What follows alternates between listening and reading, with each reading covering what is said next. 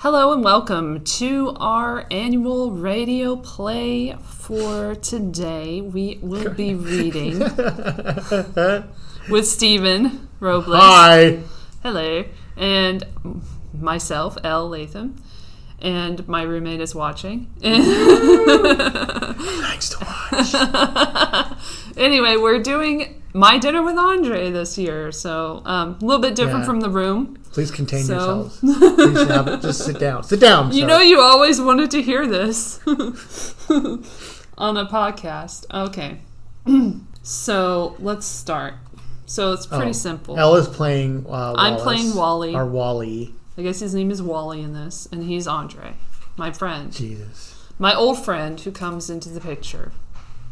Now, is André, he's like special, right? I mean, it's like... He's special, all right. I'm just trying to figure out how to play him. Because I don't ever see this movie or anything. And, I mean, is he like... Play him normal. Like, he's not like Rain Man? He's playing himself. Well, he's not like Rain Man or something? He's like... This is an actual conversation that I believe the two people had, and they wrote about it. So... Because it just sounds like I was watching Wagner 3. Anyway, let's get to the show. That's great. Great transition. The life of a playwright is tough. It's not easy, as some people seem to think. You work hard writing plays and nobody puts them on. You take up other lines of work to try to make a living. I became an actor, and people don't hire you. So you just spend your days doing the errands of your trade. Today I had to be up by 10 in the morning to make some important phone calls. Then I'd go to the stationery store to buy envelopes.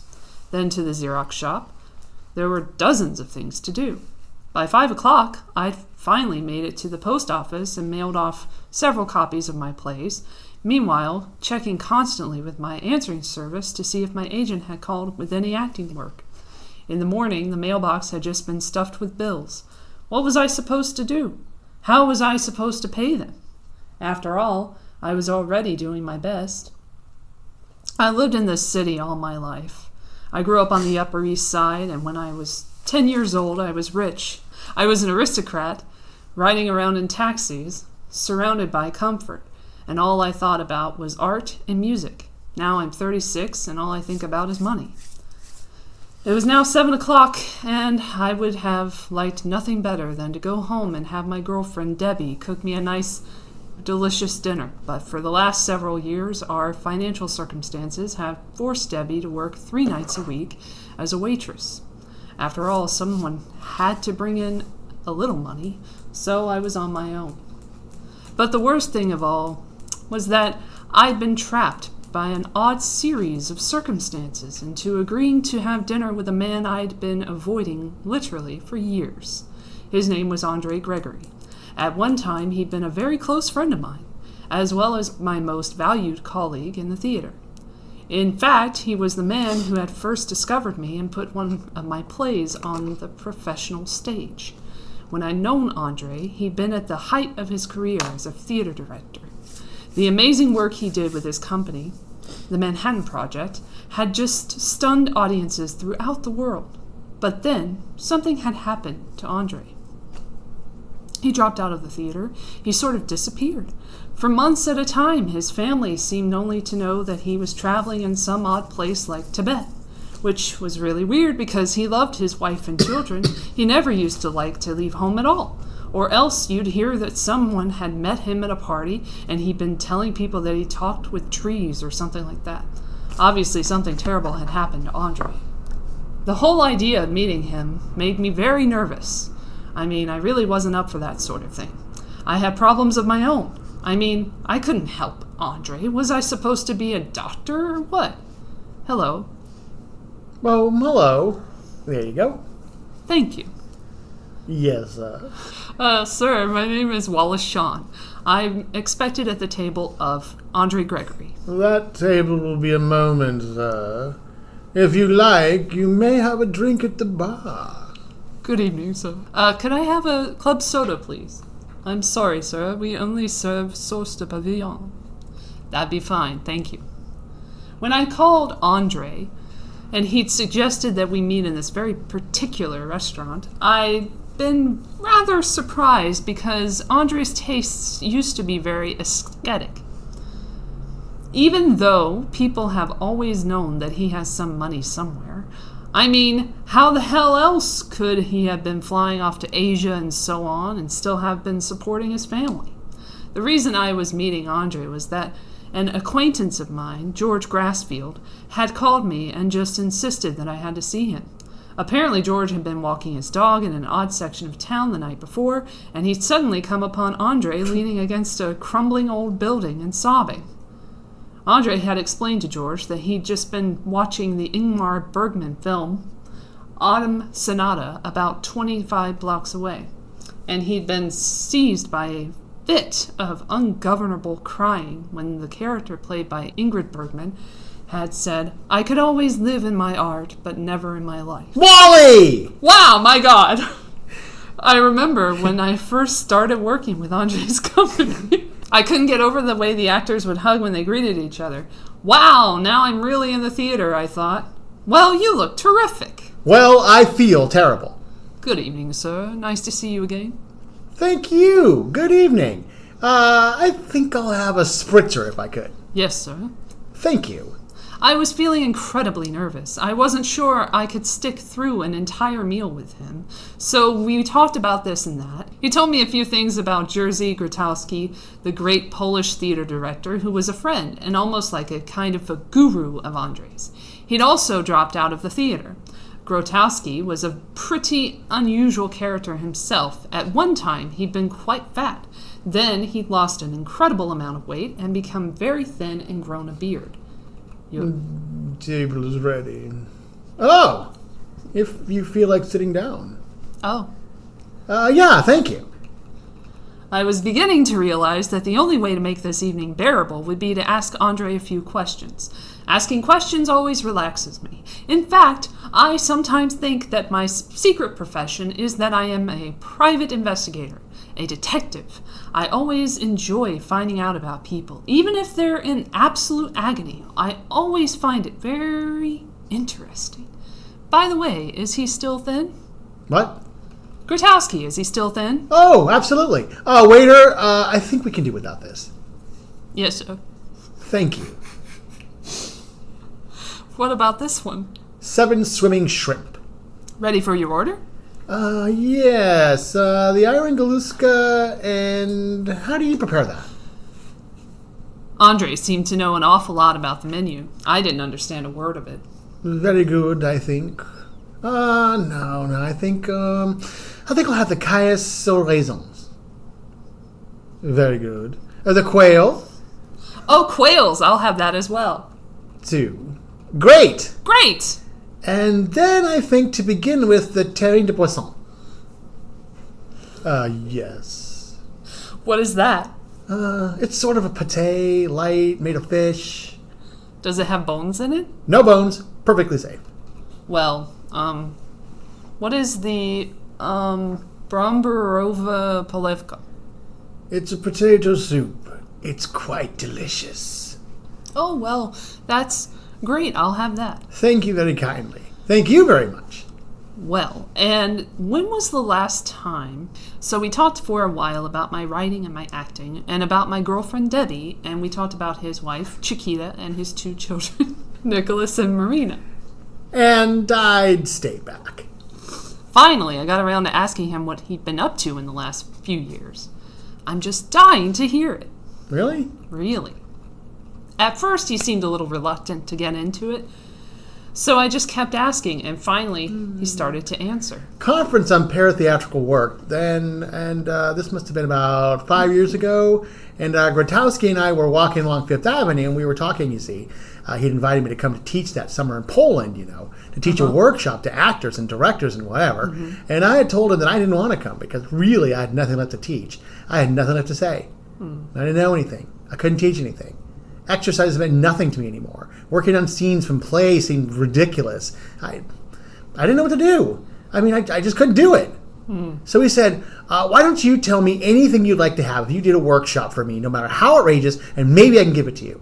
So I said, well, if you could give me 40 Jewish women who speak neither English nor French, either women who've been in the theater for a long time and want to leave it but don't know why, or young women who love the theater but have never seen a theater they could love, and if these women could play the trumpet or the harp, and if I could work in a forest, I'd come.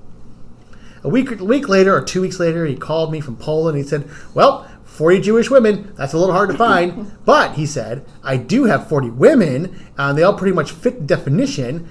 And he said, I also have some very interesting men, but you don't have to work with them. These are all people who have in common the fact that they're questioning the theater. They don't all play the trumpet or the harp, but they all play a musical instrument, and none of them speak English. And he found me a forest, Wally, and the only inhabitants of this forest were some wild boar and a hermit. So that was an offer I couldn't refuse. I had to go. So I went to Poland, and this wonderful group of young men and women, and the forest he had found us was absolutely magic. But, it was a huge forest. I mean, the trees were so large that 4 or 5 people linking their arms couldn't get their arms around the trees. So we were camped out beside the ruins of this tiny little castle, and we would eat around this great stone slab that served a sort of table. And our schedule was that usually we'd start work around sunset, and then generally we'd work until 6 or 7 in the morning, and then, because the Poles loved to sing and dance, we'd sing and dance until about 10 or 11 in the morning, and then we'd have our food, which is generally bread, jam, cheese, and tea, and then we'd sleep from around noon to sunset. Now, technically, the situation is a very interesting one, because if you find yourself in a forest with a group of 40 people who don't speak your language, then all our mornings are gone. What do you mean, exactly? Well, what we do is just sit there and wait for someone to have an impulse to do something. Now, in a way, that's something like a theatrical improvisation. If you were a director working on a play by Chekhov, you might have the actors playing the mother, the son, and the uncle all sit around in a room and do a made-up scene that isn't in the play. For instance, you might say to them, all right, let's say this is a rainy Sunday afternoon on Soren's estate, and you're all trapped in the drawing room together. And then everyone would improvise, saying and doing what their character might say and do in that circumstance. Well, except that in this type of improvisation, the kind we did in Poland, the theme is oneself. So you follow the same law of improvisation, which is that you do whatever your impulse, as the character, tells you to do. But in this case, you're the character. So there's no imaginary situation to hide behind. There's no other person to hide behind. What you're doing, in fact, is you're asking these same questions that Stanislavski said the actor should constantly ask himself as a character. Who am I? Why am I here? Where do I come from? And where am I going? But instead of applying them to a role, you apply them to yourself. Yeah, or look at it a little differently. In a way, it's like going right back to childhood, where a group of children simply come into a room, or are brought into a room without toys, and begin to play. Grown-ups were learning how to play again.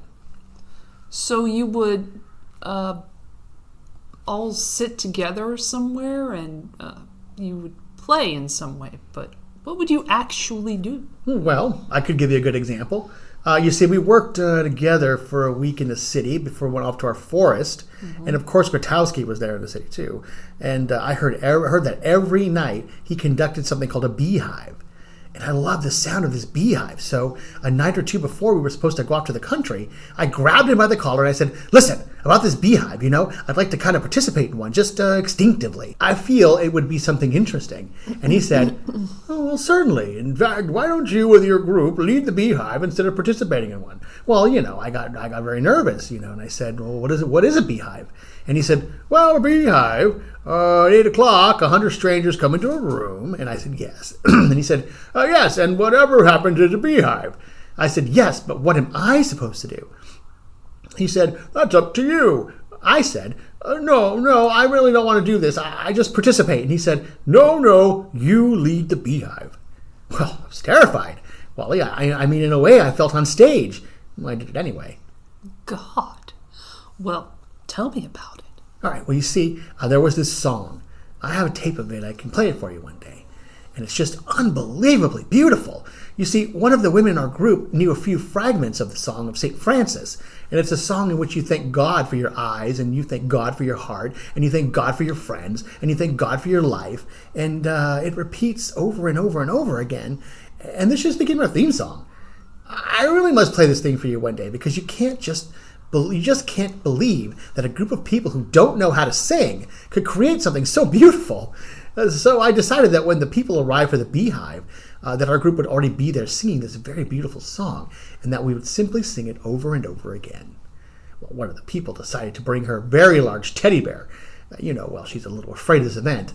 And somebody wanted to bring a sheet, and somebody else wanted to bring a large bowl of water in case people got hot or thirsty. And somebody suggested that we have candles, and that there be no artificial light, but candlelight. And I remember watching people preparing for this evening. I mean, of course, there was no makeup, and there were no costumes, but it was exactly the way that people prepare for a performance.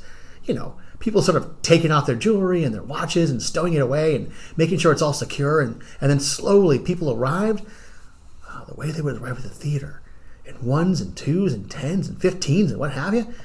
And we were just sitting there. And we were singing this very beautiful song. And people started to sit with us and start to learn the song. Now, there is, of course, as in any performance or improvisation, an instinct for when things are going to get boring. So at a certain point, it may only have taken an hour to get there, an hour and a half. I suddenly grabbed this teddy bear and threw it in the air, at which 140 or 30 people suddenly exploded. It was like a Jackson Pollock painting, Human beings exploded out of this tight little circle that was singing the song. And before I knew it, there were 2 circles dancing, One dancing clockwise, the other dancing counterclockwise, with this rhythm, mostly from the waist down. In other words, like an American Indian dance with this thumping, persistent rhythm. Now you can easily see, because we're talking about the group trance, where the line between something like this and something like Hitler's Nuremberg rallies is, in a way, a very thin line. Anyway, about after an hour of this wild hypnotic dancing, Gratowski and I found ourselves sitting opposite each other in the middle of this whole thing, and we threw the teddy bear back and forth, On one level, you could say this is childish. And I gave the teddy bear suck suddenly at my breast. And then I threw the teddy bear to him, and he gave it suck at his breast. And then the teddy bear threw him in the air again, and at which there was another explosion of form into something. And these supposed there's something like a kaleidoscope, like a human kaleidoscope. The evening was made up of shiftings of the kaleidoscope. Now, the only things I remember, other than constantly trying to guide this thing, which was always involved with either movement, rhythm, repetition, or song, or chanting, because 2 people in my group had brought musical instruments, a flute and a drum, which of course are sacred instruments, was that sometimes the room would break up into 6 or 7 different things going on at once. 6 or 7 different improvisations, all of which seemed in some way related to each other. It was like a magnificent cobweb. And at one point, I noticed that Gratowski was at the center of one group, huddled around a bunch of candles that they gathered together. And like a little child, fascinated by fire, I saw that he had his right hand in the flame and was holding it there. And as I approached his group, I wondered if I could do it. Well, I put my left hand in the flame, and I found I could hold it there for as long as I liked. And there was no burn and no pain. But when I tried to put my right hand in the flame, well, I couldn't hold it there for a second. So Gratowski said, "If it burns, try to change some little thing in yourself." And I tried to do that. Didn't work. Well, and I remember a very beautiful procession with a sheet, and there was somebody being carried below the sheet. The sheet was like some kind of great biblical canopy, and the entire group was weaving around the room and chanting. But at one point, people were dancing, and I was dancing with a girl. And suddenly our hands began vibrating near each other like this, vibrating, and we went to our knees, and suddenly I was sobbing in her arms, and she was sort of cradling me in her arms, and then she started to cry too, and then we just hugged each other for a moment, and then we joined the dance again.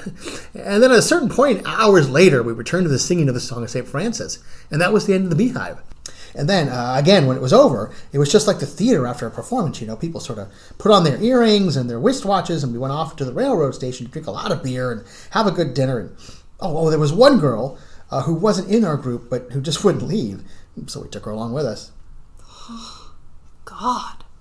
Well, tell me some of the other things you did with your group. I remember once when we were in the city, we tried to do an improvisation, the kind that we used to do in New York. Everybody's supposed to be on an airplane, and they've all learned from the pilot there's something wrong with the motor. But what was unusual about this improvisation was that the 2 people who participated in it fell in love. They've, in fact, married. And when we went, out of fear of being on this plane, they fell in love, thinking they were going to die at any moment. But when we went to the forest, these 2 disappeared because they understood the the experiment so well that they realized that to go off together in the forest was much more important than any kind of experiment the group could do as a whole. So about halfway through the week, we stumbled into a clearing in the forest, and the two of them were fast asleep in each other's arms. Well, it was around dawn, and we put flowers on them to let them know we'd be in there, and then we crept away. And then, on the last day of our stay in the forest, these two showed up and they shook me by my hands, and they thanked me very much for the wonderful work they'd been able to do, you see. They understood what it was about. I mean, that, of course, poses the question of what it was about, but it has something to do with living. And then on the final day of our stay in the forest, the whole group did something so wonderful for me, Wally.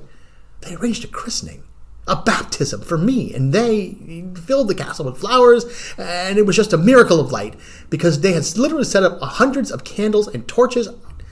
I mean, no church could have looked more beautiful. There was a simple ceremony, and one of them played the role of my godmother, and another played the role of my godfather, and I was given a new name. They called me Yandrush. And some of the people took it completely seriously, and some of them found it funny, but I really felt that I had a new name. Yeah, and then we had an enormous feast with blueberries picked from the field and chocolate someone had gone a great distance to buy, and raspberry soup, rabbit stew, and we sang Polish songs and Greek songs, and everybody danced for the rest of the night. Oh, I have a picture. See this. There we go. Let's see. Oh yeah, this was me in the forest. See? God. That's what it felt like. That was the state I was in. God, yeah. I remember George told me he'd seen you around that time. He said you looked like you'd come back from a war. Yeah, I remember meeting him. He asked me a lot of friendly questions. I think I called you up too that summer, didn't I? Huh. I think I was out of town. Yeah, well, most people I met thought there was something wrong with me. They didn't say that, but I could tell that was what they thought. But you see, what I think I experienced was, for the first time in my life, to know what it means to be truly alive. Now, that's very frightening, because with that comes an immediate awareness of death. Because they go hand in hand, you know. The kind of impulse that led to Walt Whitman, that led to Leaves of Grass, you know, that feeling of being connected to everything means also to be connected to death. And that's pretty scary. But I really felt as if I were floating above the ground. Not walking, you know. I could go do things, like go out on the highway and watch the lights go from red to green and think, how wonderful. And then one day, in the early fall, I was out in the country, walking in a field, and I suddenly heard a voice say, Little Prince. And of course, The Little Prince was a book that I always thought of as disgusting, childish treacle. But still, I thought, well, you know, if a voice comes to me in a field, I mean, it's got to be the first voice I ever heard. Maybe I should go and read the book. Now, that same morning, I got a letter from a young woman who'd been in my group in Poland. And in her letter, she'd written, You've dominated me. You know, she spoke with very awkward English. So she'd gone to the dictionary and she crossed out the word dominated, and she said, no, the correct word is tamed. And then when I went to town and bought the book and started to read it, I thought that taming was the most important word in the whole book. By the end of the book, I was in tears. I was so moved by the story. And then I went and tried to write an answer to her letter because she'd written me a very long letter. But I just couldn't find the right words. So finally, I took my hand, I put it on a piece of paper, I outlined it with the pen, and I wrote in the center something like, Your heart is in my hand, something like that. And then I went over to my brother's house to swim because he lives nearby in the country and he has a pool. And he wasn't home, so I went to his library and he had bought at an auction the collected issues of Minotaur. You know, the Surrealist magazine. Well, it's a great, great Surrealist magazine of the 20s and 30s. I consider myself a bit of a Surrealist, but I had never ever seen a copy of Minotaur. Here they all were, bound year after year. So at random, I picked one out, I opened it up, and there was a full-page reproduction of the letter A from Tenniel's Alice in Wonderland. And I thought, well, you know, it's been a day of coincidences, but that's not unusual that surrealists would have been interested in Alice, and I did a play of Alice. So at random, I opened to another page, and there were 4 handprints. One was André Breton, another was André Derain, the third was André. I've got it written down someplace. It's not Malraux, it's like something like another of the surrealist. All A's, and the fourth was Antoine de Saint-Exupéry, who wrote The Little Prince. And they showed these handprints as some kind of expert without saying whose hands they belonged to. And under Exupéry's, it said that he was an artist with very powerful eyes, who was a tamer of wild animals. So I thought, this is incredible, you know? And I looked back to see when the last issue came out, and it was on the newsstands May 12th, 1934. And I was born during the day of May 11th, 1934. So that's what started me on St. Nick's Billy and the Little Prince. Now, of course, today I think there's a very fascistic thing under the Little Prince. You know, I think there's a kind of an SS totalitarian sentimentality in there somewhere. You know, there's something, you know, that love of that masculine love of a certain kind of oily muscle. You know what I mean? I can't quite put my finger on it, but I can just imagine some beautiful SS man loving the Little Prince. Now, I don't know why, but there's something wrong with it. It stinks. Well, didn't George tell me that you were going to do a play that was based on The Little Prince? Well, yeah, that happened, Wally. Was that fall in New York, and I met this young Japanese Buddhist priest in Kazan, and I thought he was Puck from the Midsummer Night's Dream, you know. He had this beautiful, delicate smile, and I thought he was the Little Prince. So naturally, I decided to go out to the Sahara Desert to work on The Little Prince with 2 actors and this Japanese monk. You did? Well, I was still in a very peculiar state at the time, Wally. You know, I would look in the rearview mirror of my car and see little birds flying out of my mouth. I would remember always being exhausted in that period. I always felt weak, you know. I really didn't know what was going on with me. I would just sit out there all alone in the country for days and do nothing but write in my diary. I was always thinking about death. Huh. But you went to the Sahara. Oh, yeah. We went up to the desert, and we rode around in the desert on camels, and we rode, and at night we would walk out into the enormous sky and look at the stars. I just kept thinking about the same things I was always thinking about at home, particularly about Chiquita. In fact, I thought about just about nothing but my marriage. And then I remember one incredibly dark night being at an oasis, and there were palm trees moving in the wind, and I could hear Kozan singing far away in that beautiful bass voice, and I tried to follow his voice along the sand. You see, I thought he had something to teach me, Wally, and sometimes I would meditate with him. Sometimes I'd go off and meditate by myself. You know, I would see images of Chiquita. Well, once I actually saw her growing old and her hair turning gray in front of my eyes. And I would just wail and yell my lungs out there in the dunes. And, well, anyway, the desert was pretty horrible. It was pretty cold. We were searching for something, but we couldn't tell if we were finding anything. You know, that once Kozan and I, once we were sitting on a dune, and we just ate sand. No, we weren't trying to be funny. It just, I started and he started. We just ate sand and threw up. That's how desperate we were. In other words, we didn't know why we were there. We didn't know what we were looking for. The entire thing seemed completely absurd, arid, and empty. It was like a last chance or something. Huh. So what happened then? Well, in those days, I went completely on impulse. So on impulse, I brought Kozan back to stay with us in New York after we got back from the Sahara, and he stayed for 6 months. And he really sort of took over the whole family in a way. What do you mean?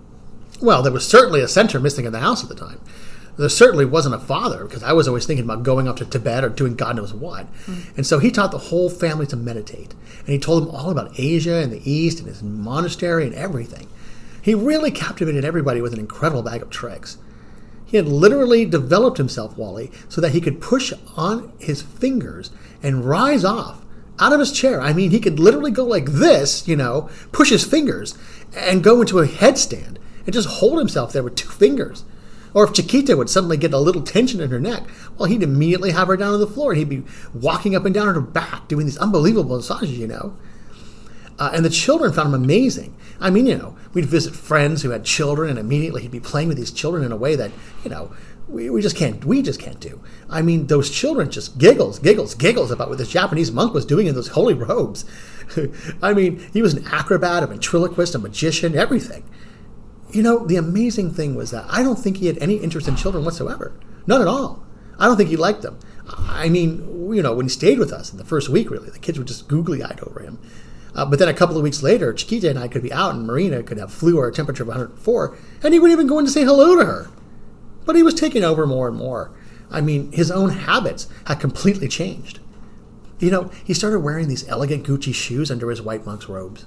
He was eating huge amounts of food. I mean, he ate twice as much as Nicholas ate, you know. This tiny little Buddhist, when I first met him, you know, he was eating a little bowl of milk, hot milk with rice. Was now eating huge beef. It was just very strange. You know, and we tried working together, but really our work consisted mostly of my trying to do these incredibly painful prostrations that they do in the monastery, you know, so really we hadn't been working very much. Anyway, we were out in the country, and we all went to Christmas Mass together. He was all dressed up in his Buddhist finery, and it was one of those awful dreary Catholic churches on Long Island where the priest talks about communism and birth control. And as I was sitting there in Mass, I was wondering, what in the world is going on? I mean, here I am. I'm a grown man, and there's this strange person living in the house, and I'm not working. I mean, I was doing nothing but scribbling a little poetry in my diary. Well, I can't get a job teaching anymore. I don't know what to do. Well, when all of a sudden a huge creature appeared, looking at the congregation, I'd say it was about 6 or 8 or something like that, and it was half bull, half man, and its skin was blue. It had violets growing out of its eyelids and poppies growing out of its toenails, and it just stood there for the whole Mass. I mean, I could not make that creature disappear, And I thought, no, well, I'm just seeing this because I'm bored and, close. I could not make that creature go away. Well, okay, now I didn't talk with people about it because they think I was weird, but I felt that this creature was somehow coming to comfort me. That somehow he was appearing to say, well, you may feel low and you might not be able to create a play right now. Look at what can come to you on Christmas Eve. Hang on, old friend. I may seem weird to you, but on these weird voyages, weird creatures appear. It's part of the journey. You're okay. Hang in there. By the way, did you ever see that play, The Violets Are Blue? No. Oh, when you mentioned the violets, it reminded me of that. It was about people being strangled on a submarine. Huh. Well, that was Christmas. What happened after that? You really want to hear about all this? Yeah. Well, around that time, I was beginning to think about going to India, and Kozan suddenly left one day, and I was beginning to get into a lot of very strange ideas around that time. Now, for example, I developed this. Well, I got this idea, it was very appealing to me at the time, which was that I would have a large flag, and that wherever I worked, this flag would fly, or if we were outside, say with a group, that the flag could be the thing we lay on at night. And that somehow, between working on this flag and lying on this flag flying over us, that the flag would pick up vibrations of a kind, that it would still be in the flag when I brought it home. So I went down to meet this flag maker that I heard about. And, there was this very straightforward-looking guy, very sweet, really healthy-looking and everything, nice, big, blonde, and he had a beautiful, clean loft down in the village with lovely, happy flags. And I was all into the Little Prince, and I talked about the Little Prince. Well, these adventures and everything. How I needed the flag and what the flag should be, he seemed to really connect with that. So, I don't know. 2 weeks later, I came back. He showed me a flag that I thought was very odd, because, I expected something gentle, lyrical. There was something about this that was so powerful, it was almost overwhelming. And it did include the Tibetan swastika. You put a swastika in your flag? No. It was the Tibetan swastika, not the Nazi swastika. It's one of the most ancient Tibetan symbols. And it was just strange, but I brought it home because my idea with this flag was that before I left for India, I wanted several people who were close to me to have this flag in the room for the night to sleep with it, and then in the morning to sew something into the flag. So I took the flag into Marina and I said, hey, look at this. What do you think of this? And she said, what is that? That's awful. I said, it's a flag. And she said, I don't like it.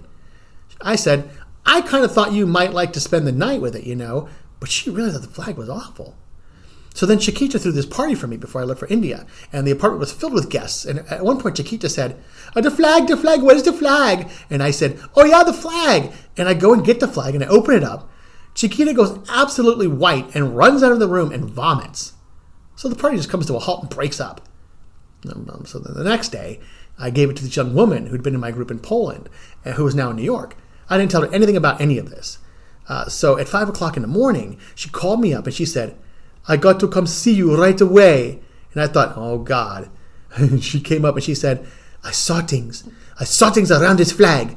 Now I know you're stubborn, and I know you want to take this thing with you. But if you'd follow my advice, you'd put it in a hole in the ground and burn it and cover it with earth, because the devil's in it. I never took the flag with me. In fact, I gave it to her. And she had a ceremony with it. 6 months later in France with some friends, in which they'd burn it. God, it's really, really amazing. So did you ever go to India? Oh, yeah. I went to India in the spring, Wally, and I came back feeling all wrong. I mean, I'd been to India, and I just felt like a tourist. I found nothing. So I was spending the summer on Long Island with my family, and I heard about this community in Scotland called Findhorn, where people sang and talked and meditated with plants. And it was founded by several rather middle-class English and Scottish eccentrics. Some of them intellectuals, some of them not. And I heard that they'd grown things in soil that supposedly nothing can grow in because it's almost beach soil, and that they'd built, they'd grown the largest cauliflowers in the world, and there are sorts of cabbages, and they've grown trees that can't grow in the British Isles. So I went there. I mean, it's an amazing place. Wally, I mean, if there are insects bothering the plants, they will talk with the insects. And make an agreement by which they'll set aside a special patch of vegetables just for the insects. And then the insects will leave the main part alone. Things like that. And everything they do, beautifully. I mean, the buildings just shine. I mean, for instance, the icebox, the stove, the car, they all have names. And since you wouldn't treat Helen in the icebox with any less respect than you treat Margaret, your wife, you make sure that Helen's as clean as Margaret are treated with equal respect. And when I was there, Wally, I remember being in the woods, and I would look at a leaf. I would actually see the thing that is alive in that leaf. And then I remember just running through the woods as fast as I could, with an incredible laugh coming out of me, and really being in that state, where laughter and tears seemed to merge. I mean, it absolutely blasted me open. When I came out of Findhorn, I was hallucinating nonstop. I was seeing clouds as creatures. The people on the airplane all had animals' faces. I mean, I was on a trip. It was like being in a William Blake world suddenly. Things were exploding. Well, so immediately I went to Belgrade, which because I wanted to talk to Grotowski. And Grotowski and I got together at midnight in my hotel room, and we drank instant coffee out of the top of my shaving cream. And we talked from midnight until 11 a.m. the next morning. God, what did he say? Nothing. I talked. He didn't say a word. And then I guess really the last big experience of this kind took place that fall. It was at Montauk on Long Island, and there were only about 9 of us involved, mostly men. And we borrowed Dick Avedon's property at Montauk, and the country out there is like Heathcliff country. It's absolutely wild. But what we wanted to do was we wanted to take an All Souls Eve Halloween and use it as a point of departure for something. So each one of us prepared some sort of event for the others, somehow in the spirit of All Souls Eve. But the biggest event was 3 of the people kept disappearing in the middle of the night, each night. And we knew they were preparing something big, but we didn't know what. At midnight, on Halloween, under a dark moon, above these cliffs, we were all told to gather at the topmost cliff and that we would be taken somewhere. And we did. And we waited. And it was very, very cold. And the 3 of them, Helen, Bill, and Fred, showed up wearing white, Some of them made out of sheets. Looked a little spooky, not funny. And they took us into the basement of this house that had burned down on the property. And in this ruined basement, they had set up a table with benches they'd made. And on this table, they laid out paper, pencils, wine, and glasses. And we were all asked to sit at the table and to make out our last will and testament, to think about it and to write down whatever our last words were to be to the world or to somebody we were very close to. That's quite a task. I must have been there for about an hour and a half or so. And then one at a time, they would ask us to come with them, and I was one of the last. And they came for me, and they put the blindfold on me, and they ran me through these fields, 2 people, and they found a kind of potting shed, a kind of shed on the grounds, a tiny little room that once had tools in it. And they take me down the steps into this basement, and the room was just filled with harsh white light. Well, then they told me to get undressed and give them all my valuables. Then they put me on a table, and they sponged me down. Well, I just started flashing on death camps and secret police. I don't know what happened to the other people. But I just started to cry uncontrollably. And then they got me on my feet, and they took photographs of me naked, and then naked again, blindfolded. And I was run through these forests, and we kind of came to a tent made of sheets, with sheets on the ground. And there were all these naked bodies huddling together for warmth against the cold. I must have been left there for about an hour. And then again, one by one at a time, we were let out. The blindfold was put on, and I felt myself being lowered into something like a stretcher. And the stretcher was carried a long way, very slowly through these forests. And then I felt myself being lowered into the ground. They had, in fact, dug 6 graves, 8 feet deep. And then I felt these pieces of wood being put on me. And I cannot tell you, Wally, I cannot tell you what I was going through. And then the stretcher was lowered into the grave, and this wood was put on me, and then my valuables were put on me in my hands. And they'd taken, a kind of sheet or canvas, and they'd stretched about this much above my head. Then they shoveled it dirt into the grave, so that I really had the feeling of being buried alive. And after being in the grave for about half an hour, I didn't know how long I'd been in there, I was resurrected, lifted out of the grave, blindfold taken off, and run through these fields. And we came to a great circle of fire with music and hot wine, and everyone danced until dawn. And then at dawn, to the best of our ability, we filled up the graves and went back to New York. And that was really the last big event. That was the end. I began to realize I just didn't want to do these things anymore, I felt sort of becalmed, like that chapter in Moby Dick where the wind goes out of the sails, and then last winter, without thinking about it very much, I went to see this agent to tell him I was interested in directing plays again. Actually, he seemed a little surprised to see that Rip Van Winkle was still alive. Wally looking at his quail dinner. God, I didn't know they were so small. Well, frankly, I'm sort of repelled by the whole story, if you really want to know. What? Yeah. Who did I think was, that's the story of some kind of spoiled princess, Who did I think I was? The Shah of Iran? I really wonder if people such as myself are really not Albert Speer. Well, Hitler's architect, Albert Speer? What? I've been thinking a lot about him recently because I think I am Speer. I think it's time that I was caught and tried the way he was. What are you talking about? Well, he was a very cultivated man, an architect, an artist, so he thought the ordinary rules of life didn't apply to him either. I really feel that everything I've done is horrific, just horrific. My God, but why? You see, I've seen a lot of death in the last few years, Wally. And there's one thing that's for sure about death. You do it alone. You see, that seems quite certain, that I've seen. That the people around your bed mean nothing. Your reviews mean nothing. Whatever it is, you do it alone. And so the question is, when I get on my deathbed, what kind of a person am I going to be? And I'm just very dubious about the kind of person who had lived his life those last few years the way I did. Why should you feel that way?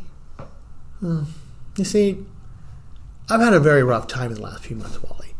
3 different people in my family were in the hospital at the same time. Then my mother died. Then Marina had something wrong with her back, and we were terribly worried about her, So I'm feeling very raw right now. I can't sleep. My nerves are shot. I'm affected by everything. Last week, I had this really nice director from Norway over for dinner. And he's someone I've known for years and years, and he's somebody that I think I'm quite fond of. And I was sitting there just thinking that he was a pompous, defensive, conservative stuffed shirt who was only interested in the theater, He was talking and talking and talking, His mother had been a famous Norwegian comedian. I realized he had said, "I remember my mother," at least 400 times during the evening. And he was telling story after story about his mother, I'd heard these stories 20 times in the past. He was drinking this whole bottle of bourbon very quietly. His laugh was so horrible. I could hear his laugh, the pain in that laugh, the hollowness, what being that woman's son had done to him. So at a certain point, I just had to ask him to leave nicely. I told him I had to get up early the next morning because it was so horrible. It was just as if he had died in my living room. And then, then I went to the bathroom and cried because I felt I lost a friend. And then after he'd gone, I turned the television on, and there was this guy who had just won something, some sporting event, some kind of great big check, and some kind of huge silver bottle. And he couldn't stuff the check in the bottle, and he put the bottle in front of his nose and pretended it was his face. He wasn't really listening to the guy who was interviewing him, but he was smiling malevolently at his friends. He wasn't really listening. He wasn't really listening to the guy who was interviewing him, but he was smiling malevolently at his friends. And I looked at that guy and I thought, what a horrible, empty, manipulative rat. Then I thought, that guy's me. And then last night, actually, it was our 20th wedding anniversary, and I took Chiquita to see this show about Billie Holiday. And I looked at the show business people who knew nothing about Billie Holiday, nothing, they were really kind of, in a way, intellectual creeps. And I suddenly had this feeling, I was just sitting there crying through most of the show, and suddenly I had this feeling I was just as creepy as they were, and that my whole life had been a sham. And I didn't have the guts to be Billie Holiday either. I really feel that I'm just washed up, wiped out. I feel like I just squandered my life. André, how can you say something like that? I mean... Well, I may be in a very nice emotional state right now, Wally. But since I've come back home, I've just been finding the world we're living in more and more upsetting. I mean, last week I went down to the public theater one afternoon. When I walked in, I said hello to everybody because I know them all and they all know me. They're always very friendly. 7 or 8 people told me how wonderful I looked. And then one person, a woman who runs the casting office said, "Gee, you look horrible. Is something wrong?" Now she, we started talking. And of course, I started telling her things. And she suddenly burst into tears because an aunt of hers who's 80, whom she's very fond of, went into the hospital for a cataract, which is solved, but the nurse was so sloppy, she didn't put the bed rails up, and so the aunt fell out of the bed. It's now a complete cripple. You know what? So, we were talking about hospitals. Now, this woman, because of who she is, because I had this happen to her very, very recently, she could see me with complete clarity. Uh-huh. She didn't know anything about what I'd been going through. But the other people, what they saw was this tan or this shirt or the fact the shirt goes well with the tan. Now they're living in an insane dream world. They're not looking. That seems very strange to me. Right. Because they just didn't see anything, somehow, except the few little things that they wanted to see. Yeah, it's like what happened just before my mother died. We'd gone to the hospital to see my mother, and I went in to see her, and I saw this woman who looked as bad as any survivor of Auschwitz or Dachau. And I was out in the hall sort of comforting my father when a doctor who was a specialist in a problem that she had with her arm went into her room and came out just beaming, and he said, "Boy, don't we have a lot of reason to feel great? Isn't it wonderful how she's coming along?" No, all he saw was the arm. That's all he saw. Now here's another person who's existing in a dream, who, on top of that, is a kind of butcher who's committing a kind of familiar murder because he comes out of that room, he physically kills us by taking us into a dream world where we become confused and frightened. Because the moment before, we saw somebody who had already looked dead, and now here comes a specialist who tells us they're in wonderful shape. I mean, they would literally drive my father crazy. I mean, here's an 82-year-old man who's very emotional. And, if you go in one moment and you see the person's dying and you don't want them to die, and then a doctor comes out and 5 minutes later and tells you they're in wonderful shape, I mean, you can go crazy. Yeah, I know what you mean. I mean, the doctor didn't see my mother. The people in the public theater didn't see me. I mean, we're just walking around in some kind of fog. I think we're all in a trance. We're walking around like zombies. I don't know. I don't think we're even aware of ourselves or our own reaction to things. We're just going around all day like unconscious machines, and meanwhile there's all this rage and worry and uneasiness. It's building up and building up inside of us. That's right. It just builds up. Mm-hmm. And then it just leaps out inappropriately. I mean, I remember when I was acting in this play based on The Master and the Margarita by Bulgakov, and I was playing the part of the cat, but they had trouble making up my cat suit, so I didn't get it delivered to me till the night of the first performance, particularly the head. I mean, I never even had a chance to try it on. And about 4 of my fellow actors actually came up to me and then said things which I just couldn't help thinking were attempts to destroy me. One of them said, "Oh, well, now that head will totally change your hearing in the performance. You may hear everything completely differently, and it may be very upsetting."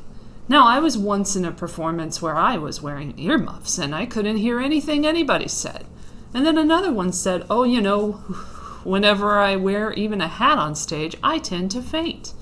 I mean, those remarks were just full of hostility. Because, I mean, if I'd listened to those people, I would have gone out there on stage and I wouldn't have been able to hear anything. And I would have fainted. But the hostility was completely inappropriate because, in fact, those people liked me. Mm-hmm. I mean, that hostility was just some feeling that was, left over from some previous experience. Because somehow, in our social existence today, we're only allowed to express our feelings weirdly and indirectly. If you express them directly, everyone goes crazy. Well, did you express your feelings about what those people said to you? No, I mean, I didn't even know what I felt till I thought about it later. And I mean, at the most, in a situation like that, even if I had known what I felt, I might say something if I'm really annoyed, like, oh yeah, well, that's just fascinating. And I probably will faint tonight, just as you did. I do just the same thing myself. We can't be direct, so we end up saying the weirdest things. I mean, I remember a night, it was a couple of weeks after my mother died, and I was in pretty bad shape. And I had dinner with 3 relatively close friends, two of whom had known my mother quite well, and all 3 of whom had known me for years. That we went through that entire evening without my being able to, for a moment, get anywhere near what, not that I wanted to sit and have this dreary evening in which I was talking about all this pain that I was going through and everything, really, not at all. But the fact that nobody could say, gee, what a shame about your mother, or how you feeling? It was just as if nothing had happened. They were all making these jokes and laughing, and I got quite crazy, as a matter of fact. One of these people mentioned a certain man whom I don't like very much, and I started screeching about him. He'd just been found in the Bronx River, and his penis had dropped off from gonorrhea, and all kinds of insane things. And later, when I got home, I realized I'd just been desperate to break through this ice. Yep. I mean, do you realize, Wally, if you brought that situation into a Tibetan home, that'd be just so far out? I mean, they wouldn't be able to understand it. I mean, that would be simply so weird, Wally. If 4 Tibetans came together and tragedy had just struck one of the ones, and they spent the whole evening going, ha, ha, wee, Tibetans would have looked at that and thought, and would have thought that there was the most unimaginable behavior. But for us, that's common behavior. Mm-hmm. I mean, really, the Africans would probably have put their spears into all 4 of us because it would have driven them crazy. They would have thought we were dangerous animals or something like that. I mean, right. That's absolutely abnormal behavior. Is everything all right, gentlemen? Great. Yeah, but those are typical evenings for us. I mean, we go to dinners and parties like that all the time.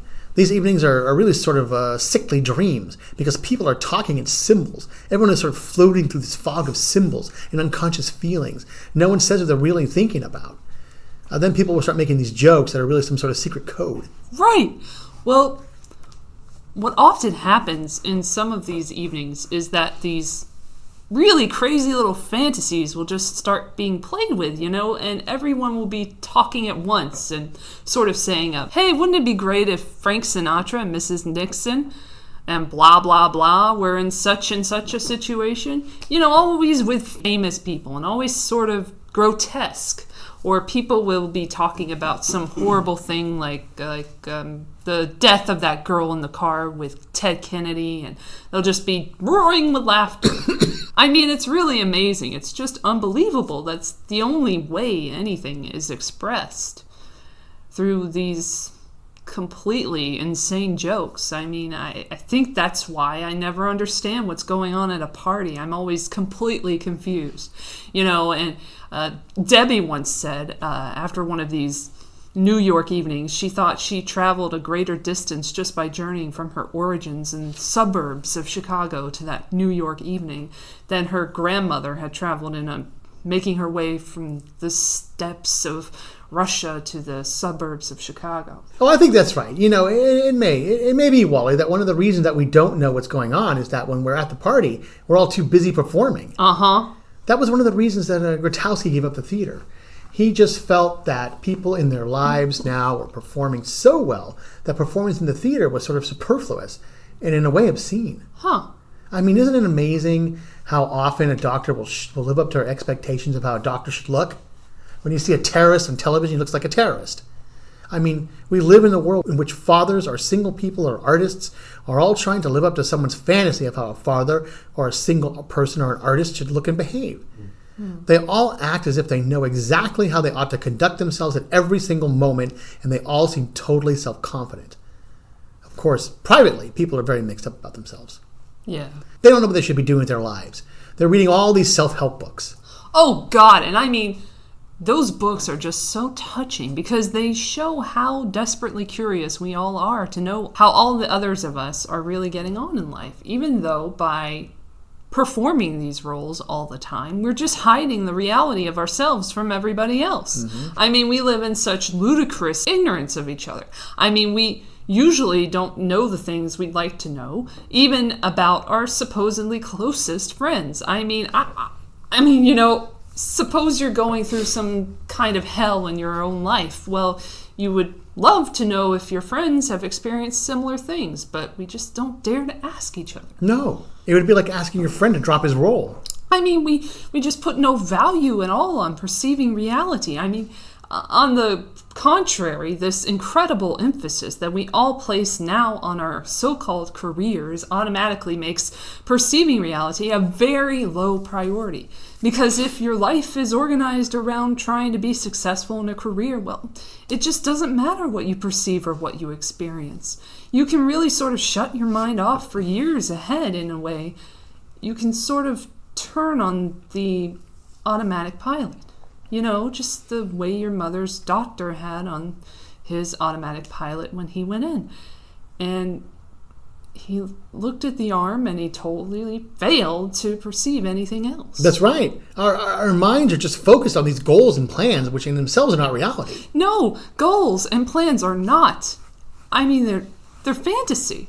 They're part of a dream life. I mean, you know, it always just does seem so ridiculous somehow that everybody has to have his little goal in life. I mean, it's so absurd in a way when you consider that it doesn't matter which one it is. Right. And because people's concentration is on their goals, in their life, they just live each moment by habit. Really, like the Norwegian telling the same stories over and over again. Mm-hmm. Life becomes habitual, and it is today. I mean, very few things happen now like that moment when Marlon Brando sent the Indian woman to accept the Oscar and everything went haywire. Things just very rarely go haywire now. And if you're just operating by habit, then you're not really living. I mean, you know, in Sanskrit, the root of the verb to be is the same as to grow or to make grow. Huh. Do you know about ROC? Well, ROC was a wonderful man. He was one of the founders of Findhorn. And he was one of Scotland's greatest mathematicians. And he was one of the century's great mathematicians. And he prided himself on the fact that he had no fantasy life, no dream life, nothing to stand, no imaginary life, nothing to stand between him and the direct perception of mathematics. One day, when he was in his mid-50s, he was walking into the gardens of Edinburgh and he saw a fawn. Now, the fawn was very surprised because fawns have always been able to see people, but, you know, very few people see them. And, you know, these little imaginary creatures. Not a deer. Oh. You call them fawns, don't you? I thought a fawn was a baby deer. Oh, yeah. Well, there's a deer. It's called a fawn, but these are these like little imaginary. Oh, the kind that Debussy. Yeah. Yes. So right. So he got to know the fawn, and he got to know other fawns, and a series of conversations began, and more fawns would come out of every afternoon to meet with him, and he'd have talks with the fawns, and then one day, after a while, when they'd really gotten to know him, they asked him if he would like to meet Pan, because Pan would like to meet him. And of course, Pan was afraid of terrifying him because he knew of the Christian misconception, which portrayed Pan as an evil creature, which he's not. But ROC said he would love to meet Pan, and so they met, and Pan indirectly sent him on his way on a journey in which he met the other people who began Findhorn. But ROC used to practice certain exercises, like, for example, if he were right-handed, all today he would do everything with his left hand. All the eating, writing, everything, opening doors in order to break the habits of living. Because the great danger he felt for him was to fall into a trance out of habit. He had a whole series of very simple exercises that he invented just to keep seeing, feeling, remembering. Because you have to learn now. It didn't used to be necessary. But today you have to learn something like are you really hungry? Are you just stuffing your face because that's what you do out of habit? I mean, you can afford to do it. So you do it, whether you're hungry or not. You know, if you go to the Buddhist meditation center, they make you taste each bite of your food, so it takes like 2 hours. It's horrible to eat your lunch. But you're conscious of the taste of your food. If you're just eating out of habit, then you don't taste the food, and you're not conscious of the reality of what's happening to you. You enter the dream world again. Now, do you think maybe we live in this dream world because we do so many things every day that affect us in ways that somehow we're just not aware of? I mean, you know, I was thinking last Christmas, Debbie and I were given an electric blanket. I can tell you that it is just a marvelous advance over our old way of life, and it is just great. But it's quite different from not having an electric blanket. And I sometimes sort of wonder, well, what is it doing to me? I mean, I sort of feel I'm not sleeping quite in the same way. No, you wouldn't be. I mean, and my dreams are sort of different, and And I feel a little bit different when I get up in the morning. I wouldn't put an electric blanket on for anything. First, I'd be worried I might get electrocuted. No, I don't trust technology. But I mean, the main thing, Wally, is that I think that kind of comfort just separates you from reality in a very direct way. You mean? I mean, if you don't have that electric blanket and your apartment is cold and you need to put on another blanket or go into the closet and pile up coats on top of the blankets, then you know it's cold. And that sets up a link of things. That you have compassion for the person next to you cold. Are there other people in the world who are cold? What a cold night. I like the cold. My God, I never realized. I don't want a blanket. It's fun being cold. I can snuggle up against you even more because it's cold. All sorts of things occur to you. Turn on an electric blanket, and it's like taking a tranquilizer, or it's like being lobotomized by watching television. I think you enter the dream world again. I mean, what does it do to us, Wally, living in an environment where something as massive as the seasons or winter or cold don't in any way affect us? I mean, we're animals after all. I mean, what does that mean? I think that means that instead of living under the sun and the moon and the sky and the stars, we're living in the fantasy world of our own making. Yeah, but I mean, I would never give up my electric blanket, André. I mean, because New York is cold in the winter. I mean, our apartment is cold. It's a difficult environment. I mean, our lives are tough enough as it is. I'm not looking for ways to get rid of the few things that provide relief and comfort. I mean, on the contrary, I'm looking for more comfort because the world is very abrasive. I mean, I'm trying to protect myself because really, there are these abrasive beatings to be avoided everywhere you look. Yeah, but Wally, don't you see that comfort can be dangerous? I mean, you like to be comfortable, and I like to be comfortable too, but comfort can lull you into a dangerous tranquility. I mean, my mother knew a woman, Lady Hatfield, who was one of the richest women in the world, and she died of starvation because all she would eat was chicken. I mean, she just liked chicken, Wally, and that was all she would eat. And actually, her body was starving, but she didn't know it because she was quite happy eating her chicken. And so she finally died. See, I honestly believe that we're all like Lady Hatfield now. We're having a lovely, comfortable time with our electric blankets and our chicken. And meanwhile, we're starving because we're so cut off from contact with reality that we're not getting any real sustenance. Because we don't see the world. We don't see ourselves. We don't see how our actions affect other people. Have you read Martin Buber's book on Hasidism? No. Well, here's a view of life. He talks about the belief of the Hasidic Jews, that there are spirits changing everything, that there are spirits changing you, there are spirits changing me. Well, the spirits changing this table. And that prayer is the action of liberating these enchained embryo-like spirits, and that every action of ours in life, whether it's doing business or making love or having dinner together, whatever, that every action of ours should be a prayer, a sacrament in the world. Now, do you think we're living like that? Why do you think we're not living like that? I think it's because if we allowed ourselves to see what we do every day, we might just find it too nauseating. I mean, the way we treat other people, I mean, every day, several times a day, I walk into my apartment building, the doorman calls me Mr. Gregory, and I call him Jimmy. All right, what's the difference between that and a southern plantation owner who's got slaves? You see, I think that an act of murder is committed in that moment when I walk into the building. Because here's a dignified, intelligent man, a man of my own age. And when I call him Jimmy, then he becomes a child. And I'm an adult because I can buy my way into the building. Right, that's right. I mean, my God!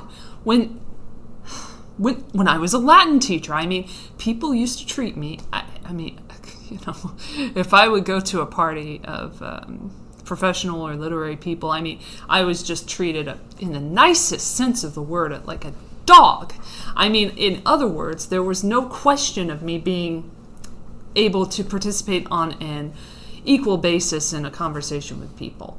I mean, I occasionally have conversations with people, but then when they asked what I did, which would always happen after about 5 minutes, their faces, I mean, even if they were enjoying the conversation or they were flirting with me or whatever it was, their faces would just have that expression, just like the portcullis crashing down, those medieval gates. They would just walk away. I mean, I literally lived like a dog. And I mean, when Debbie was working as a secretary, if she would tell people what she did, they would just go insane. I mean, it would be just as if she'd said, I've been serving a life sentence recently for child murdering.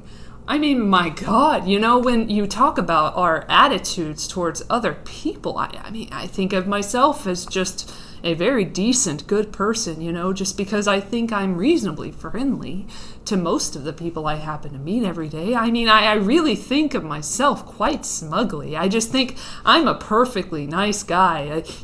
So long as I think of the world as consisting of, just the small circle of the people that I know as friends, or the few people that we know in this little world of our little hobbies, the theater or whatever it is, and I'm really quite self-satisfied. I'm just quite happy with myself. I just have no complaint about myself. I mean, let's face it. I mean, there's a whole enormous world out there that I just don't ever think about. I certainly don't take responsibility for how I've lived in that world. I mean, if I were actually to sort of confront the fact that I'm sort of sharing the stage with this starving person in Africa somewhere, well, I wouldn't feel so great about myself. So naturally, I just blot off all those people right out of my perception. So of course, I'm ignoring a whole section of the real world. But frankly, when I write a play, in a way, one of the things I think I'm trying to do is I'm trying to bring myself up against some little bits of reality, and I'm trying to share that with the audience. I mean, of course, we all know the theater is in terrible shape today. I mean, at least a few years ago, people who really cared about the theater used to say the theater's dead. And now everybody's redefined the theater in such a trivial way that I know people who are involved with the theater who go to see things now that a few years ago, those same people would have just been embarrassed to have even seen some of these plays. I mean, they would have just shrunk, just in horror at the superficiality of these things. But now they say, oh, that was pretty good. It's just incredible. And I really just find that attitude unbearable, because I really do think that the theater can do something very important. I mean, I do think the theater can help bring people in contact with reality. Now you may not feel that at all. I mean, you may just find that totally absurd. Yeah, but Wally, don't you see the dilemma? You're not taking into account the period we're living in. I mean, of course, that's what the theater should do. I mean, I've always felt that. When I was a young director and I directed the Bacchae at Yale, my impulse when Pentheus had been killed by his mother and the Furies, and they pull the tree back and they tie him to a tree and they fling him into the air and he flies through space and he's killed, and they rip him to shreds and I guess cut off his head. My impulse was that the thing to do was to get a head from the New Haven morgue and pass it around the audience. Now, I wanted Agave to bring on a real head, and that this head should be passed around the audience so that somehow people realized that this stuff was real, you see, that it was real stuff. Now, the actress playing Agave absolutely refused to do it. Gordon Craig used to talk about why is there gold or silver in the churches or something, the great cathedrals, when actors could be wearing gold and silver. And I mean people who saw Eleanor Duse in her last couple of years of her life. Wally, people said that it was like seeing light on stage or mist or the essence of something. I mean, then when you think about Bertolt Brecht and he somehow created a theater in which people could observe that was vastly entertaining and exciting, but which the excitement didn't overwhelm you. He somehow allowed you the distance between the play and yourself that, in fact, two human beings need in order to live together. The question is whether the theater now can do for an audience what Brecht tried to do or what Craig or Duse tried to do. Can it do it now? Because, you see, I think that people today are so deeply asleep that unless you're putting on those sort of superficial plays that just help your audience to sleep more comfortably, it's very hard to know what to do in the theater. Because, you see, I think that if you put on serious contemporary plays by writers like yourself, you may only be helping to deaden the audience in a different way. What do you mean? Well, I mean, Wally, how does it affect an audience to put on one of these plays in which you show that people are totally isolated now, that they can't reach each other and their lives are desperate? Or how does it affect them to see a play that shows that our world is full of nothing but shocking sexual events and terror and violence? Does it help to wake up a sleeping audience? See, I don't think so. Because I think it's very likely that the picture of the world that you're showing them in a play like that is exactly the picture of the world they have already. I mean, They know their own lives and relationships are difficult and painful. And if they watch the evening news and television, well, they're what they see is a terrifying and chaotic universe full of rapes and murders and hands cut off by subway cars and children pushing their parents out of windows. So the play tells them that their impression of the world is correct and that there's absolutely no way out. There's nothing they can do. They end up feeling passive and impotent. I mean, look at something like that christening my group arranged for me in the forest in Poland. Well, there was an example of something that really had all the elements of theater. It was worked on carefully, it was thought about carefully, it was done with exquisite taste and magic. And they, in fact, created something which, in this case, was, in a way, just for an audience of one, just for me. But they created something that had ritual, love, surprise, denouement, beginning, a middle, and an end. And it was an incredibly beautiful piece of theater. And the impact that it had on its audience, on me, was somehow a totally positive one. It didn't deaden me. It brought me to life. Yeah, but, I mean, are you saying that it's impossible? Isn't it a little upsetting to come to the conclusion that there's no way to wake people up anymore except to involve them in some kind of a strange christening in Poland, or some kind of a strange experience on top of Mount Everest? I mean, because, you know, the awful thing is, if you really say that it's necessary to take everybody to Everest, it's really tough, because everybody can't be taken to Everest. I mean, there must have been periods in history when it would have been possible to save the patient through less drastic measures. I mean, there must have been periods when, in order to give people a strong or meaningful experience, you wouldn't actually have to take them to Everest. But you do now. In some way or other, you do it now. I mean, you know, there was a time when you could have just, for instance, written, I don't know, Sense and Sensibility by Jane Austen. And I'm sure the people who read it had a pretty strong experience. I'm sure they did. I mean, all right, okay, now, you're saying that people today wouldn't get it. Maybe that's true, but I mean, isn't there any kind of writing or any kind of a play that, I mean, it's still legitimate for writers to try to portray reality so that people can see it? I mean, really, tell me, why do we require a trip to Mount Everest in order to be able to perceive one moment of reality? I mean, is Mount Everest more real than New York? I mean, isn't New York real? I mean, you see, I think if you could become fully aware of what existed in the cigar store next door to this restaurant, I think it would just blow your brains out. I mean, isn't there just as much reality to be perceived in a cigar store as there is in a Mount Everest? I mean, what do you think? You see, I think that not only is there nothing more real about Mount Everest, I think there's nothing that different in a certain way. I mean, because reality is uniform in a way, so that if your perceptions are, I mean, if your own mechanism is operating correctly, it would become irrelevant to go to Mount Everest, and sort of absurd, because of course, on some level, I mean, obviously it's very different from a cigar store on 7th Avenue, but I mean, you know. Well, I agree with you, Wally. But the problem is that people can't see the cigar store now. I mean, things don't affect people the way they used to. I mean, it may very well be that 10 years from now, people will pay $10,000 in cash to be castrated just in order to be affected by something. Well, why do you think that is? I mean, why is that? I mean, is it just because people are lazy today, or they're bored? I mean, are we just like bored, spoiled children who've just been lying in the bathtub all day, just playing with their plastic duck?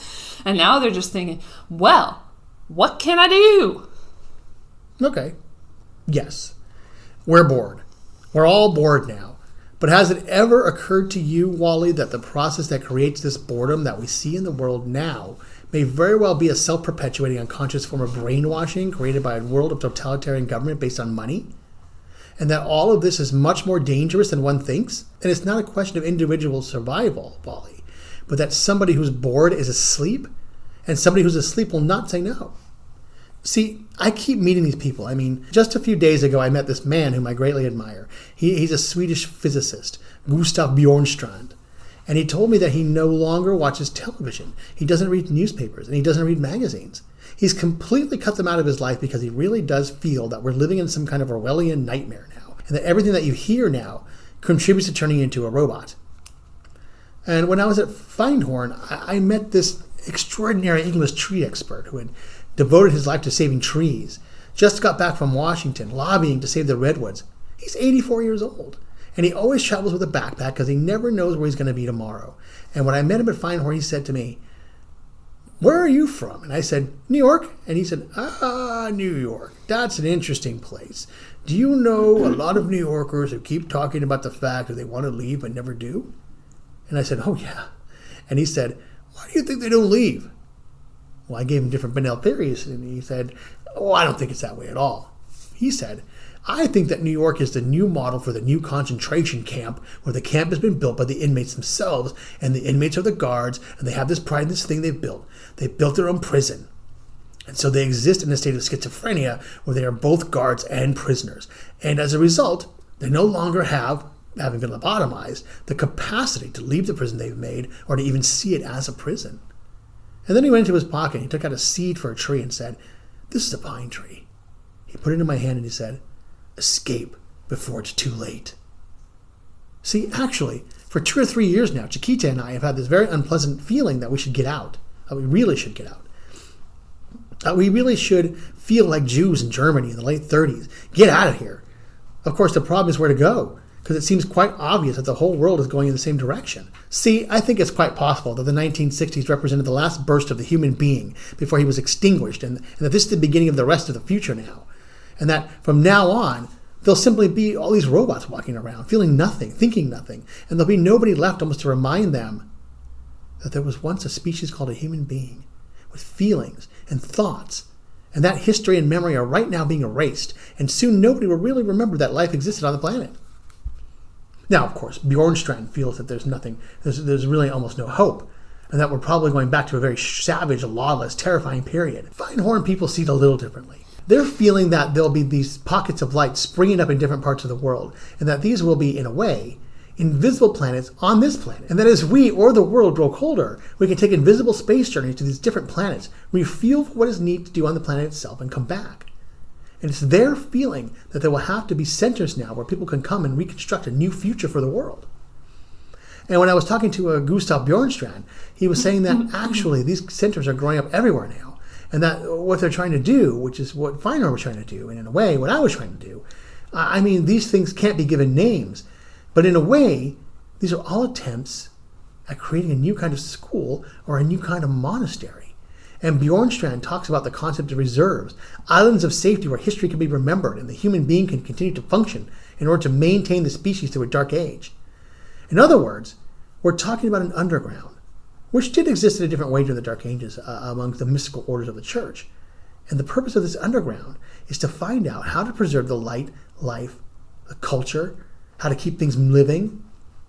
You see, I keep thinking that what we need is a new language, a language of the heart, a language, as in the Polish forest, where language wasn't needed.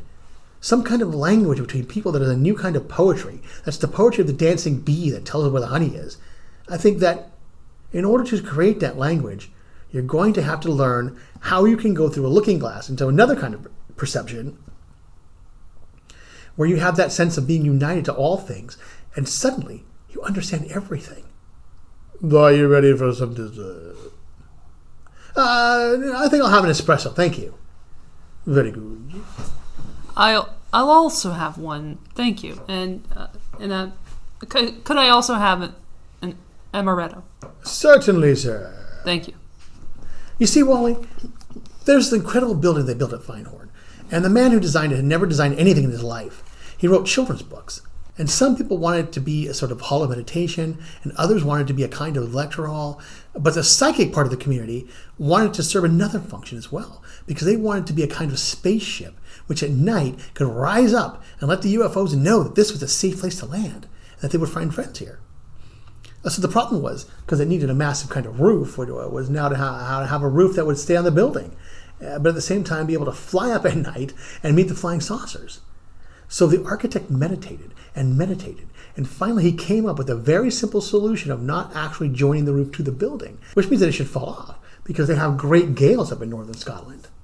So, to keep it from falling off, he got beach stone from the beach, or we did, because I worked on this building all up and down the roof, just like that. And the idea was that the energy would flow from stone to stone and be so strong, you see, that it would keep the roof down under any conditions. But at the same time, if the roof needed to go up, it would be light enough to go up. Well, it works, you see. Now, architects don't know why it works, but it shouldn't work, because it should fall off. But it works. It does work. The gales blow, and the roof should fall off, but it doesn't fall off. Yeah. Well, do you want to know my actual response to all this? I mean, do you want to hear my actual response? Yes. See, my actual response, I'm just trying to survive, you know? I mean, I'm just trying to earn a living. I'm just trying to pay my rent and my bills. I mean, I live my life. I enjoy staying home with Debbie. I'm reading Charlton Heston's autobiography, and that's that. I mean, occasionally maybe Debbie and I will step outside. We'll go to a party or something, and if I can occasionally get my little talent together and write a little play, well, then that's just wonderful. And I mean, I enjoy reading about other little plays people have written and reading the reviews of those plays and what people said about them and what people said about what people said. And I mean, I have a list of errands and responsibilities that I keep in a notebook. I enjoy going through the notebook, carrying out the responsibilities, doing the errands, and crossing them off the list. And I just don't know how anybody could enjoy anything more than I enjoy reading Charlton Heston's autobiography, or getting up in the morning and having the cup of cold coffee that's been waiting for me all night, still there for me to drink in the morning, and no cockroach or fly has died in it overnight. I mean, I'm just so thrilled when I get up and I see that coffee there, just the way I wanted it. I mean, I just can't imagine how anybody could enjoy something else any more than that.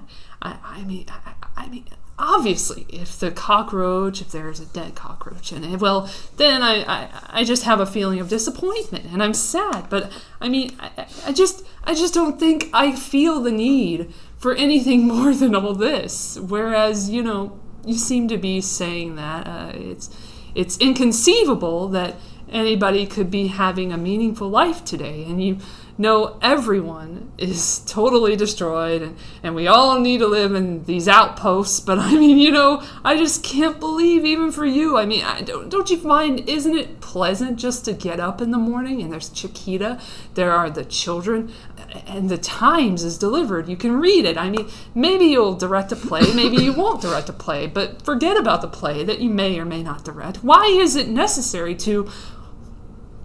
Why not lean back and just enjoy these details? I mean, there'd be a delicious cup of coffee and a piece of coffee cake. I mean, why is it necessary to have more than this, or to even think about having more than this? I mean, I don't really know what you're talking about. I know what you're talking about, but I don't really know what you're talking about. And I mean, even if I were to totally agree with you, even if I were to accept the fact that there's just no way for anybody to have personal happiness now, well, I still couldn't accept the idea that the way to make life wonderful would be to just totally, reject Western civilization and fall back into some kind of belief in some kind of weird something. I mean, I don't even know how to begin talking about this, but in the Middle Ages, before the arrival of scientific thinking as we know it today, well, people would believe anything. Anything could be true.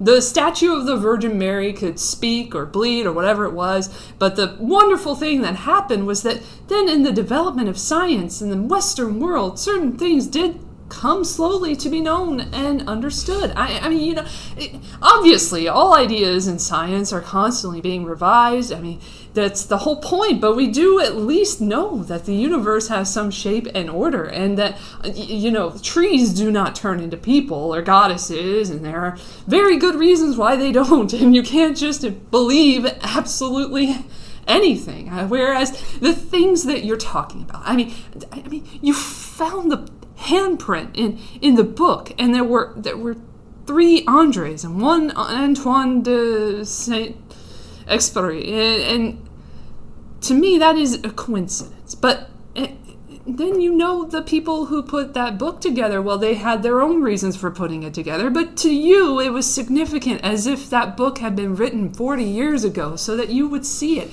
as if it was planned for you in a way. All right, let's say if I get a fortune cookie in a Chinese restaurant, I mean, of course, even I have a tendency. Of course, I would hardly throw it out. I mean, I read it, and I just instinctively sort of, if it says something like a conversation with a dark-haired man will be very important to you. Well, I just instinctively think, who do I know who has dark hair? Did we have a conversation? What did we talk about? In other words, there's something in me that makes me read it, and I instinctively interpret it as if it were an omen of the future. But in my conscious opinion, which is so fundamental to my whole view of life, I mean, I would just have to change totally to not have this opinion. In my conscious opinion, this is simply something that was written in the cookie factory several years ago, and in no way refers to me. I mean, the fact that I got it, I mean, the man who wrote it did not know anything about me. I mean, he could not have known anything about me. There's no way that this cookie could actually have to do with me. And the fact that I've gotten it is just basically a joke. And I mean, if I were going to go on a trip on an airplane and I got a fortune cookie that said, don't go, I mean, of course, I admit I might feel a bit nervous for about 1 second, but in fact, I would go. Because, I mean, the trip is going to be successful or unsuccessful based on the state of the airplane and the state of the pilot, and the cookie is in no position to know about that. And I mean, it's the same with any kind of a prophecy or a sign or an omen. Because if you believe in omens, then that means that the universe, I mean, I don't even know how to begin to describe this. That means that the future is somehow sending messages backwards to the present, which means that the future must exist in some sense already in order to be able to send these messages. And it also means that things in the universe are there for a purpose, to give us messages. Whereas I think that things in the universe are just there. I mean, they don't mean anything. I mean, if the turtle's egg falls out of the tree and splashes on the paving stones, it's just because that turtle was clumsy by accident. And to decide whether to send my ships off to war on the basis of that seems a big mistake to me. Well, what information would you send your ships to war on? Because if it's all meaningless, what's the difference whether you accept the fortune cookie or the statistics of the Ford Foundation? It doesn't seem to matter. Well, the meaningless fact of the fortune cookie or the turtle's egg can't possibly have any relevance to the subject you are analyzing, whereas a group of meaningless facts that are collected and interpreted in a scientific way may quite possibly be relevant. Because the wonderful thing about scientific theories about things is that they're based on experiments that can be repeated. Well, it's true, Wally. I mean, following omens and so on is probably just a way of letting ourselves off the hook so that we don't have to take on individual responsibility for our own actions. But I mean, giving yourself over to the unconscious can leave you vulnerable to all sorts of very frightening manipulations. In all the work that I was involved in, there was always that danger, and there was always that question of tampering with people's lives.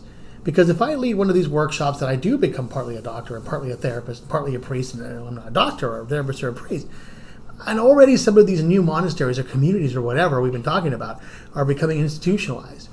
And I guess, even in a way at times, sort of fascistic.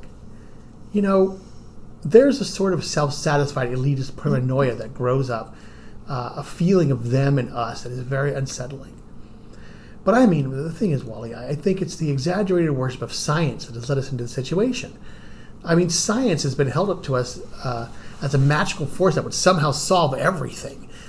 Well, quite the contrary. It's done quite the contrary. It's destroyed everything. So that is what has really led, I think, to this very strong, deep reaction against science that we're seeing now. Just as the Nazi demons that were released in the 30s in Germany were probably a reaction against a certain oppressive kind of knowledge and culture and rational thinking. So I agree that we're talking about something potentially very dangerous. But modern science has not been particularly less dangerous. Right. Well, I agree with you. I completely agree. You know, the truth is, I think I do know what really disturbs me about the work you've described, and I don't even know if I can express it. But somehow it seems that the whole point of the work that you did in those workshops, when you get right down to it and you ask, what was it really about? The whole point, really, I think, was to enable the people in the workshops, including yourself, to somehow sort of strip away every scrap of purposefulness from certain selected moments. And the point of it was so that you would then all be able to experience somehow just pure being. In other words, you were trying to discover what it would be like to live for certain moments without having any particular thing that you were supposed to be doing.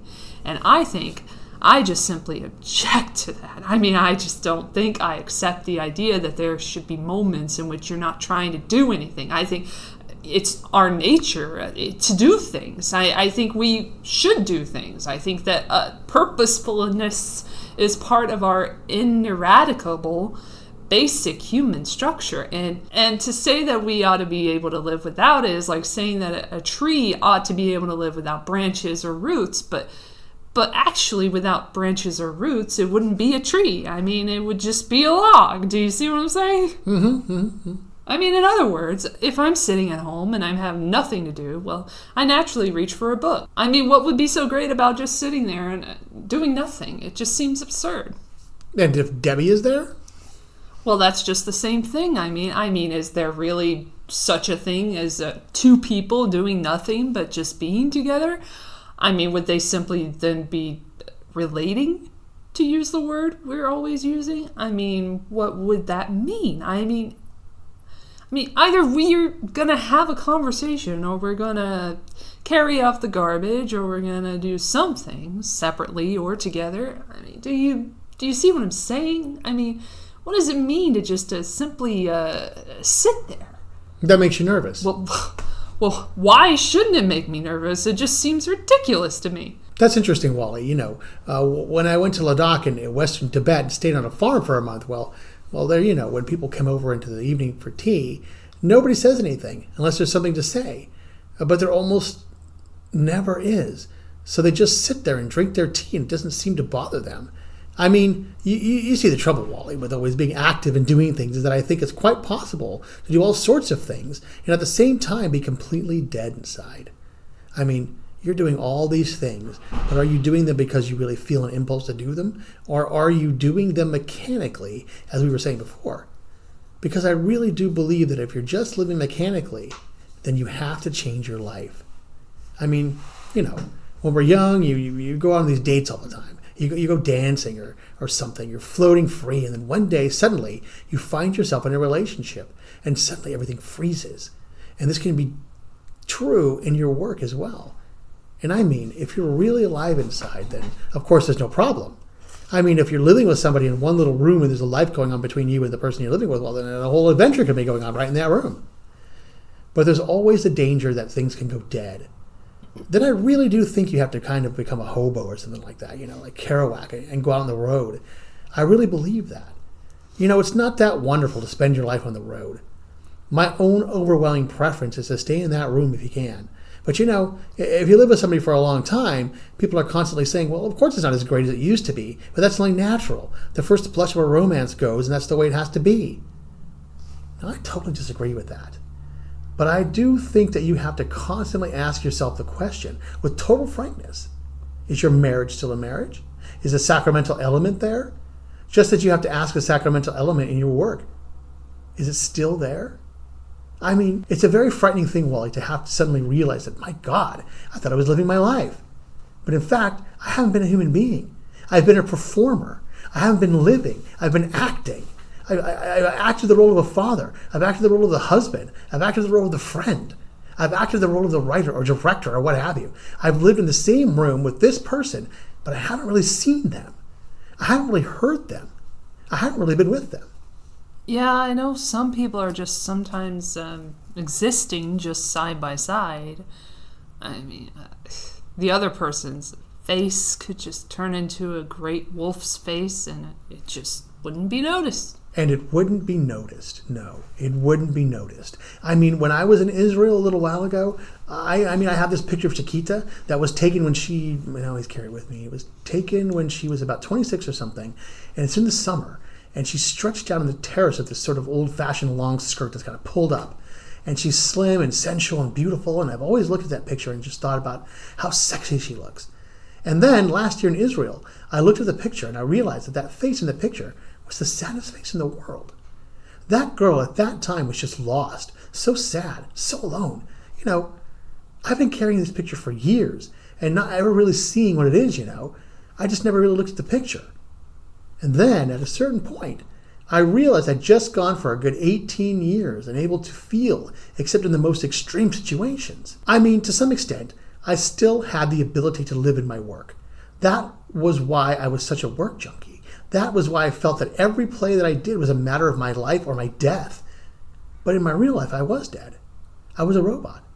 I mean, I didn't even allow myself to get angry or annoyed. I mean, you know, today, Chiquita, Nicholas, Marina, all day long, as people do, they say things that annoy me, and they say things that annoy me, and today I get annoyed. And they say, why are you annoyed? And I say, because you're annoying, you know.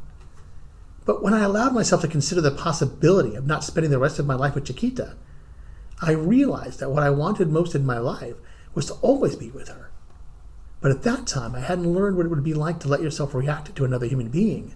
If you can't react to another person, then there's no possibility of action or interaction. And if there isn't, I don't really know what the word love means, except duty, obligation, sentimentality, fear. Well, I mean, I don't know about you, Wally, but I just had to put myself into a kind of training program to learn how to be a human being. I mean, how did I feel about anything? I didn't know. What kinds of things did I like? What kind of people did I really want to be with, you know? And the only way that I could think of to find out was to just cut out all the noise and stop performing all the time and just listen to what was inside of me. See, I think a time comes when you need to do that. Now, maybe in order to do that, you have to go to the Sahara, or maybe you can do it at home, but you need to cut out the noise. Yeah, of course, personally. I usually don't like those quiet moments, you know? I really don't. I mean, I don't know if it's that Freudian thing or what, but, you know, the fear of unconscious impulses or my own aggression or whatever, but if things get too quiet, I find myself just sitting there, you know, as we were saying before. I mean, whether I'm by myself or I'm with someone else, I have this feeling of, my God, I'm going to be revealed. In other words, I'm adequate to do any sort of task, but I'm not adequate just to be a human being. I mean, in other words, I'm not. I'm just trapped there, and I'm not allowed to do things. But all I can do is just be there. I'll just fail. I mean, in other words, I can pass any other sort of test, and you know, I can even get an A if I put in a required effort. But I just don't. I don't have a clue how to pass the test. I mean, of course, I realize this isn't a test, but I see it as a test, and I feel I'm going to fail it because, I mean, it's very scary. I just feel it just totally at sea. I mean... Well, you know, I could imagine a life, Wally, in which each day would become an incredible, monumental, creative task, and we're not necessarily up to it. I mean, if you felt like walking out on the person you live with, you'd walk out. Then if you felt like it, you'd come back. But meanwhile, the other person would have reacted to your walking out. It would be a life of such feeling. I mean, what was amazing in the workshops I led was how quickly people seemed to fall into enthusiasm, celebration, joy, wonder, abandon, wildness, tenderness. Could we stand to live like that? Yeah, I think it's that moment of contact with another person. I mean, that's what scares us. I mean, that moment of being face to face with another person. I mean, now you wouldn't think it would be so frightening. It's strange that we find it so frightening. Well, isn't that strange? I mean, first of all, there are some pretty good reasons for being frightened. I mean, the human being is a complex and dangerous creature. I mean, really, if you start living out each moment, Christ, that's quite a challenge. I mean, if you really reach out, you're really in touch with the other person, well, that really is something to strive for, I think. I really do. Yeah, it's just so pathetic if one doesn't do that. Of course, there's a problem, because the closer you come, I think, to another human being, the more completely mysterious and unreachable that person becomes. I mean, you have to reach out, you have to go back and forth with them, you have to relate, and yet you're relating to a ghost or something. I don't know, because we're ghosts. We're phantoms. Mm-hmm. Who are we? That's to confront the fact that you're completely alone, and to accept that you're alone is to accept death. You mean because somehow when you are alone, you're alone with death? I mean, nothing's obstructing your view of it, or something like that? Right. If I understood it correctly, I think Heidegger said that if you were to experience your own being to the full, you'd be experiencing the decay of that being toward death as a part of your experience. In the sexual act, there's that moment of complete forgetting, which is so incredible. Then in the next moment, you start to think about things, work on the play, what you've got to do tomorrow. I don't know if this is true of you, but I think it must be quite common. The world comes in quite fast. Now, that again may be because we're afraid to stay in that place of forgetting, because that, again, is close to death. Like people who are afraid to go to sleep. In other words, you interrelate, and you don't know what the next moment will bring. And to not know what the next moment will bring you closer to the possession of death. You see, that's why I think that people have affairs. I mean, in the theater. If you get good reviews, you feel for a moment that you've got your hands on something. You know what I mean? I mean, it's a good feeling. But then that feeling goes quite quickly. And once again, you don't know quite what you should do next. What will happen? Well, have an affair. And up to a certain point, you can really feel that you're on firm ground. There's a sexual conquest to be made. There are different questions. Does she enjoy the ears being nibbled? How intensely can you talk about Schopenhauer at some elegant French restaurant? Whatever nonsense it is. It's all, I think, to give you the semblance that there's a firm earth. Well, have a real relationship with a person that goes on for years. That's completely unpredictable. Then you've cut off all your ties to land and you're sailing into the unknown, into uncharted seas. I mean, people hold on to these images of father, mother, husband, wife, again, for the same reason. Because they seem to provide some firm ground. But there's no wife there. What does that mean? A wife, a husband, a son, a baby holds your hands and suddenly there's this huge man lifting you off the ground and then he's gone? Where's that son? All the other customers seem to have left hours ago. We got the bill, and André paid for our dinner. I treated myself to a taxi. I rode home through the city streets. There wasn't a street. There wasn't a building that wasn't connected to some memory in my mind. There I was buying a suit with my father. There I was having an ice cream soda after school. When I finally came in, Debbie had come home from work, and I told her everything about my dinner with André. No, I'm going to play the gymnipity part. Just for hell. Just for the hell of it. Should I read the comment section? No. Here's a note from the author. Thanks, everyone, for all of your kind comments. It did take a lot of time and effort, so thank you all for recognizing and appreciating what I did. When I posted it over a year ago, I wasn't sure if anyone would care or not. I mostly did it for myself to have an archived transcript of one that never existed before. But now, it is the #1 Google hit for the phrase, My Dinner with André transcript, and that is the best I could hope for. My work here is done. Shout out to Lance Campbell. Thank you for transcribing this film. And thank you so much for listening. And I leave you with gymnipity #1 in the cab. My eyes are burning. Happy New Year. Happy fucking New Year.